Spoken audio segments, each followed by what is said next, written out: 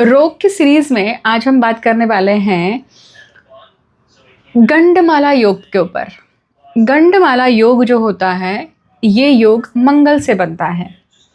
जब मंगल और शनि, इनकी युति अगर आपके छठवें भाव में या फिर व्यय भाव में बन जाए और ये किसी भी बेनिफिक से एस्पेक्टेड नहीं है, मतलब शनि और मंगल ये छठवें भाव में या फिर व्यय भाव में बैठे हुए हों, स्थित हो, और कोई भी शुभ ग्रह उसे नहीं दिखता हो।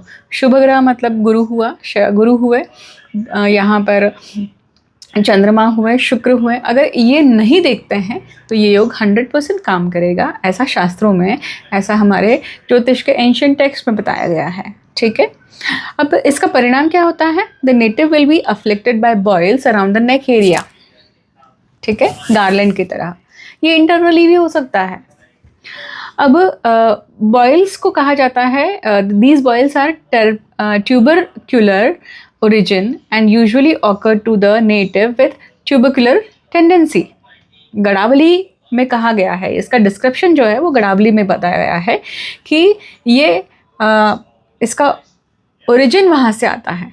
ठीक है, गंडमाला रोग is acquired through water if the moon, the lagna lord and the sixth lord be in 6th, 8th और 12th house। अब गंडमाला रोग को मैंने आपके सामने एक सूत्र रखा, ये दूसरा सूत्र रखा है कि गंडमाला रोग कैसे हो सकता है। अब देखिए, यहाँ पे चंद्रमा है, लग्न लॉर्ड, मतलब जब भी रोग आएगा तो लग्न लॉर्ड अफ्लिक्टेड होना ही चाहिए, लग्न अफ्लिक्टेड होना ही चाहिए, तभी ये रोग आएंगे। और इसी के साथ साथ 6th लॉर्ड भी, क्यों? क्योंकि 6th लॉर्ड रोग का है और रोगेश है इसलिए। और चंद्रमा क्यों? क्योंकि चंद्रमा तरल पदार्थ को या वाटर को दिखाता है हमारे बॉडी में। अगर हम पंचमहाभूत का यहाँ पे प्रारब्ध कर्म समझें तो ये कहीं ना कहीं आपका कर्म कहाँ से आ रहा है? जल तत्व से आता है।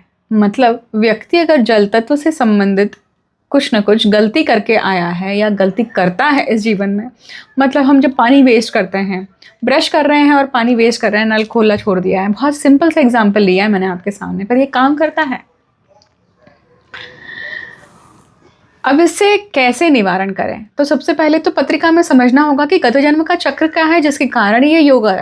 क्योंकि जो लोग पीड़ित होते हैं ना इस चीज़ से, उन्हें पता होगा कि कितना दर्द है और कितनी बार ये बारंबार होते रहता है और कितनी पथ्य पालन करने पड़ते हैं, है ना। महादेव, जय माँ कामाख्या।